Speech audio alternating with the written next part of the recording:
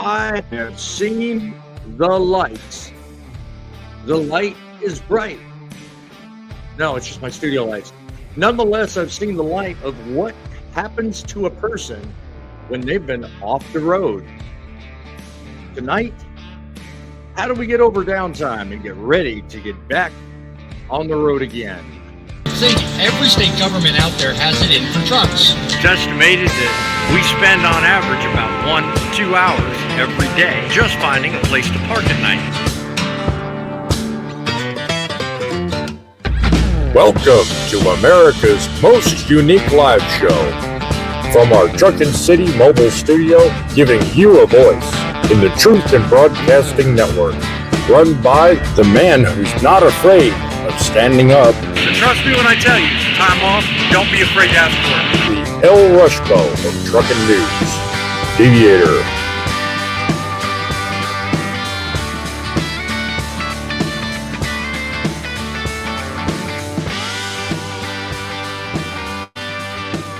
You heard it here, folks.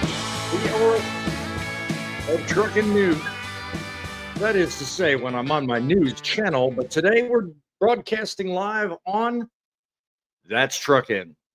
It's my entertainment and news channel, and it's been a long time coming. I haven't been on this platform now in a while, at least doing lives anyway. But I run 3 channels. I run a lot of things on the internet, and I'm doing a lot of work here. I don't really take time off very often, and when I do, I get way out of routine. I get messed up. I get where, okay, which way is up, dude? What am I doing here, dude? I mean, it is real hard to get back into the swing of things. You know, one of the benefits that comes from such an activity is that I get an opportunity to look at others, look at what they're doing, look at how they're being treated, look at the things that go on far and above and beyond me. Sometimes I like what I see, other times I don't. For example, I've been following a fella on the called This Guy Trucks. He's made a huge dent in what everybody thought was the worst possible thing you could do. Swift Trucks. Who joins Swift and brags about it? This Guy Trucks does. Don't know how he's making it, but I do know how he's making videos anyway. Then there's Truckin' Life with Sean. Dude, I'll tell you what, anybody deserves attention and credit. That man right there does. But yet, YouTube, for whatever reason, you guys messed up, dude. You guys really screwed up. You demonetized the man of God. How can you sleep at night? You know, and these are just some of the things I figure out. Well, I got time on my hands and I do nothing, you know, but yet I'll put it on other channels. I'll make a big deal out of it. Meantime, one of the bigger things that's going on with me is that there's a change going on with me. I've not announced it, and nor am I going to make it public tonight. All I'm going to say is there's a change coming soon to a trucking channel near you.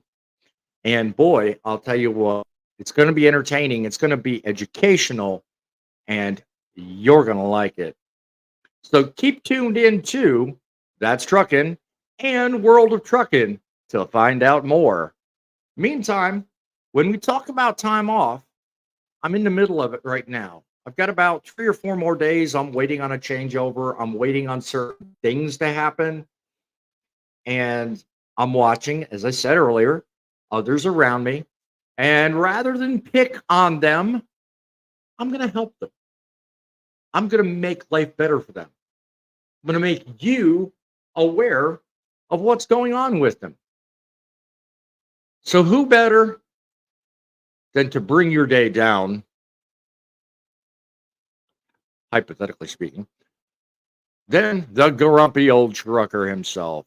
Nobody meaner than the codger himself in person. How you doing, my friend? How's life hanging? So far, so good there, boss man. Here, you're back in the saddle again after having an extended period of time off. What's it feel like, my friend? What's it feel like? Well, it's a lot better than sitting at home all the time. I mean, yes, I love being at home with my family, but let me tell you, whenever I'm basically stuck and not got much income coming in, it's really a pain. It really is. It puts a burden and a stress on the family. It can be. It can be. Look, if you've got time on your hands and you've got things going on in your life, give us a comment down below. Let us know how you get through extended time off. Yours might not be as simple as Grumpy's, or it might not even be as exciting as mine, but let us know, how do you get through those times where you're not planning on being off for a long period of time? Show this man here some love. I keep messing with Windows. Show this man here some love and let him know he's not alone. He's back on the road. He's back in the saddle. He's doing things that he hasn't been doing for a while. And you know what? I like him. I think he's the greatest man alive. He's what makes my trucking show on Truckin City funny, realistic, and he's the comic relief I need. There are others who might choose to be here. Hint, hint, hint.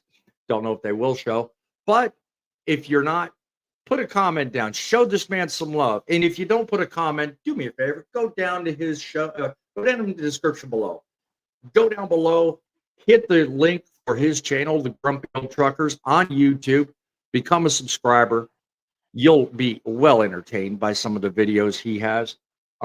If nothing else, you'll be well entertained by the live shows that he puts up that we do every Saturday and every Wednesday. So, what was 4.5, 5 months off the road like for you? What was some of the highlights in Grumpy's time off? Well, spent a lot of time with the family, took care of things that need to be done as much as possible. Actually had to fix my lawnmower several times due to the fact that my son was breaking it so he wouldn't have to mow the yard. Exciting.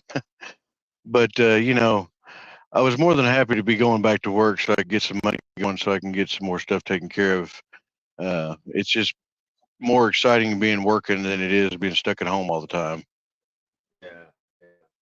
I understand there was a standards issue with the reason you took time off. Is that something that you think others can learn from? Or do you think that's more or less just a part of trucking that everybody has to deal with? Well, it's a type of difference touchy with different companies. Some companies allow you to be able to take your rig home. Others will allow you to take it home as long as you're still attached to the trailer. Well, the company that I left and then came back to make different arrangements to where I can be able to leave my tractor hooked to my trailer at all times. Um, something I've got to work with, but after I don't have much choice because of where I live, I have to. And Right. it is a pain if you don't have a place to park both a tractor and trailer. So Yeah. it Well, I can mentioned be standards. tedious. I mentioned standards because I think a lot of people in trucking today are afraid of stepping up that plateau of standards because they're afraid of just being the loser in the end. You know what? Trucking is hard enough by itself, but when you don't stand up to people and say, look, at the very minimum, I expect this, whatever this may be, and you allow them to manipulate you in a way you're not comfortable with, that's how we lose ground trucking. And Mhm. I'm not giving you extra credit or your company extra credit. All I'm saying is that from what I've learned and what you've told me, I believe you did the right thing. And albeit you wound up having to go about life in a different way than would be normal, the message was still sent. And I think the company that you work for absolutely received it. And I think they're going to benefit from it. And I think you will benefit to a degree. So Everybody's happy in this case. And if anybody learns anything from it, don't be afraid to stand up. Don't be afraid to speak out and say, "Look, this is the respect I've earned. This is the respect I need." Don't be afraid to ask for it, because in the end, it'll always benefit you. What do you think, Brett? Well, just the next scenario that you just explained there, basically whenever they found out I was coming back, they didn't want to lose me to begin with. So after having a conversation with them, I actually, told them basically what I was wanting and what I needed to do. But unfortunately, because the owner wouldn't budge on the taking and unhooking from the trailer, there was nothing I could do about that. But, they did concede the factor that they don't really want to lose me. So they're trying to work with me any way they can. And they even tried to work with me today so that way I could be able to get the house and be able to get my tractor loaded. But unfortunately, with the load I'm under, it wasn't going to happen. Well, no situation's perfect. I mean, you find them all the time in trucking. Sometimes you can, sometimes you can't. I mean, the last load I carried, the last load I vlogged about anyway, a perfect example. I mean, it was a nightmare to start with. And I didn't wind up getting the load delivered for an extra 3 or 4 days. And it was over something simple. I mean, really. I started out in Connecticut. I wound up delivering in Georgia, but just the whole nightmare out of Connecticut. I didn't count on it. The company I worked for didn't count on it either. But it was a fact nonetheless. And you know what? That's trucking. Hate to plug my own channel, but that's trucking. It happens. Right. So what was the wildest thing that happened? Well, wild, crazy, funny. I don't know. Tell me something good happened on that time off. What do you think you got the best out of on your time off? What do you think benefited you the best? Sleeping. I got more rest. We all need sleep.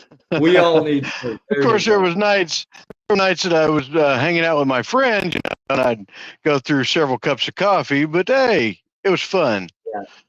Very much so enjoyable. I think that was plainly the best benefit of all of them. Talking about acorns and get it right. It's acorns. Uh-huh.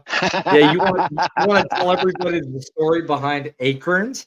Go right ahead. I walked right into that one, my friend. Oh, well, I don't know if I want to tell that story or not. Do you want to hear it?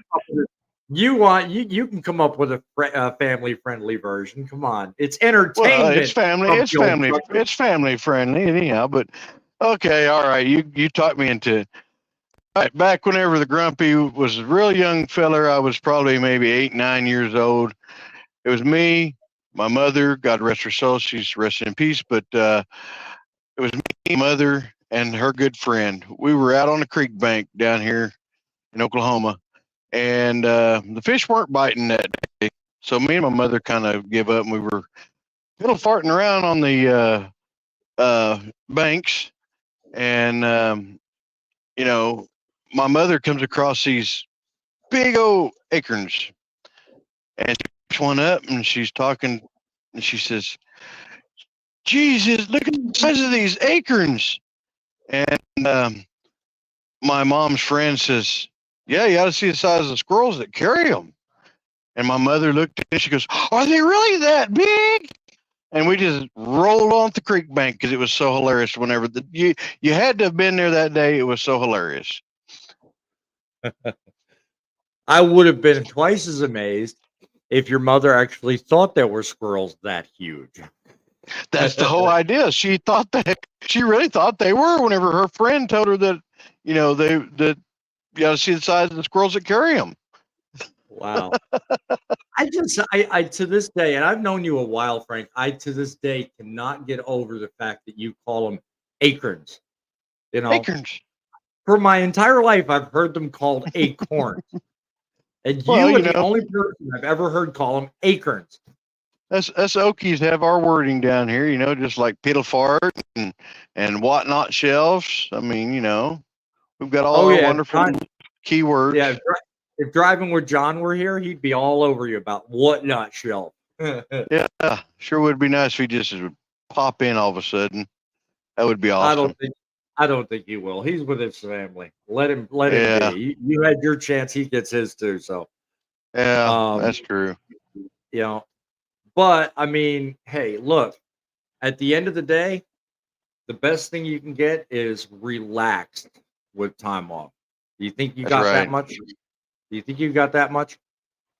Oh, I know I did. As I said, I mean, I the rest and stuff. I had other things that came up, Yeah. but I had to take care of that. And it was kind of a good thing I wasn't driving during time. But it's well been taken care of. Thank goodness.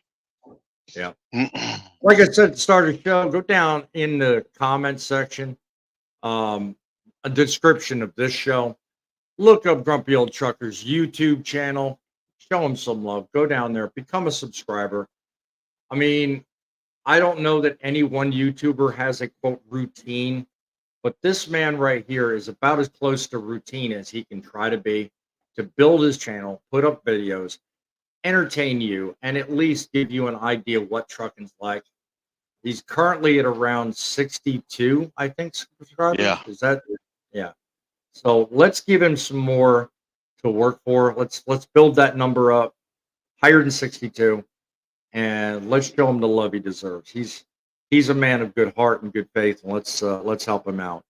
Just like I said, Trucking Life with Sean, that man's got a great message, and he's got a great delivery on how he does his vlogs and his videos. And I think the way YouTube is doing him is quite dishonest. Trucking Life with Sean has some additional links in the bottom of his description where you can actually show him support and love. I encourage you to go down and look it up. If you want to know about life in trucking after CDL school, he's the man to look at.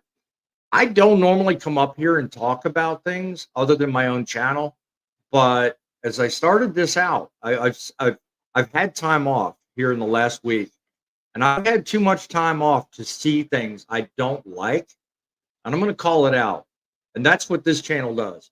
If I see a video I don't like, if I see a channel I don't like, if I see something I do like, I'm going to call it out.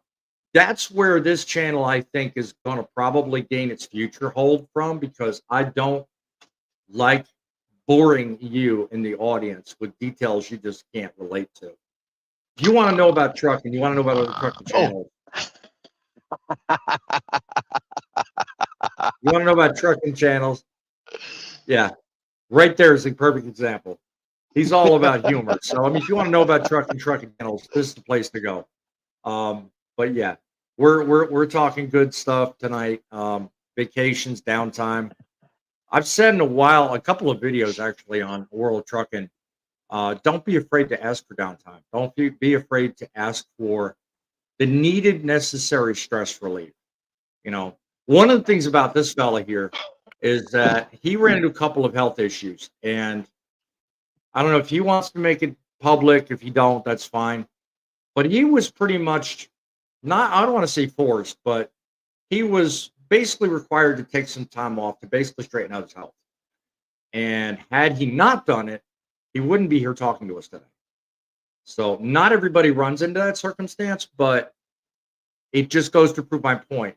Don't be afraid to ask for the downtime you need, whether it be mental stress relief, physical help with yourself just gripping life as it comes at you at light speed every day. Okay, the reason people make mistakes on the road today and the reason people cost lives is because they don't take the necessary time to do the very thing I'm telling you you need to do. Ask for time off. Make it a point to say, hey, look, I need help. If it's a couple of days, if it's a week, whatever, get it. You'll be better off for it. In fact, you'll probably save a life doing it. That's Um, right.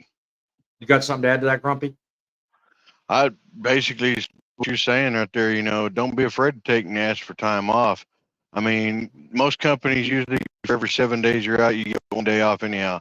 If you're one of those guys that stay out for 3 or 4, weeks and you get those days accumulated and you need extra time off, do so. Let them know. Most companies won't have a problem with you being off a few extra days or up to a week longer. and before they decide that you need to turn in your equipment.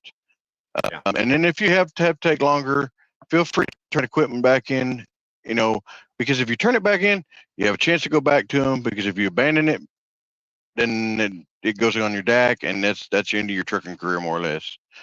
Yeah, that can be a problem before you can start. So I love my tea. Hey, there you go. Your tea, my coffee. That's right. Anyway. Well, I had to cut back on the caffeine just a little bit because I get a little wild and stay up all night long. Right. And then you call people like me up at 3:00 in the morning. Hey, man, what you doing? Well, nothing else better to do, That's it.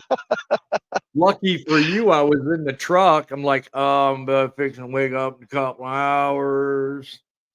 Unlike somebody else you have to talk to me. Yeah. Unlike somebody else we know who fell asleep on it. That's right. We won't talk about who that is. No. We'll just say sometimes he stays on the show with us every now and then. That'll keep you in suspense. Sometimes, right? Could be somebody who wants to build back better trucking. It could be somebody that drives a truck for a living. I'll just leave it at that. Who knows? Yeah. Could be anybody. Could be anybody. But it is somebody that usually makes appearances on our show. I was going to say, I'll pick on John everybody, honestly. Oops. Did I say that right? Oh man, you know what? I don't care. Even if he's not here, I'm going to show him love. Just what can I tell you? Yeah, I love the factor that he gets his time off and everything, but sure is lonely whenever we don't have our buddy there. He does. And when he comes back, boy, we're like, anybody have animals at home and you leave home and then you come and they just go crazy? Well, that's how me and Boss Man feel whenever John is back from his time off. It's kind of like my cat. Hey, what's happening? It's kind of like I got 4 strays outside. I feed them every day. They show me love. I show it to them in return. And no, I'm not getting perverted here, but I went on a vacation for 4 days. Came back after 4 days. They were thin as a rail. They were patiently sitting right there by my back door as soon as I walked in. I overfed them. I treated them like complete royalty for 2 days, and now they're gone. I haven't seen them for 2 days, but they're here. They show up. They show up every once in a while. They make appearances. But boy, did I feel bad. I felt so bad because I couldn't take 5 cats, on a trip with me, But they made do for a few days, and then when I got back, they were like, "Fed me, thank you, bye." They're gone. Well, it's just like me. As soon as I walked in the door, all my fur balls, they come running at me and greeting me and hanging on me and everything. In fact, right. I got one right here. I'll let her be the star of the show for a second. This is my baby right here. Her loves her daddy. I don't know if we can see her. There we go. She's my little Chihuahua.